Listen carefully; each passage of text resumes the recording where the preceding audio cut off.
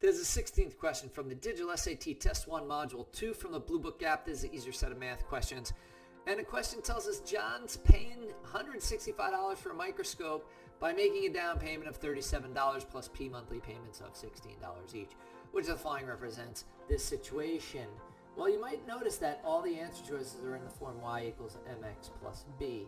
Whenever you see the word start or begin or initial, here we see down payment, but that is the money he's starting with. That's going to be 37. B is your y-intercept. Your slope is your m over here.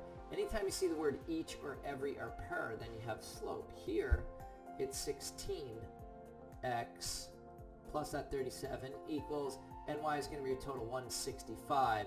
If you just put the 165 on the right side instead of the left, then you see, and also it's a P instead of an X because it's P monthly payments.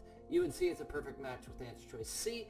See the following video. Check us out on YouTube, IB Masters Learning Center. Have a great day.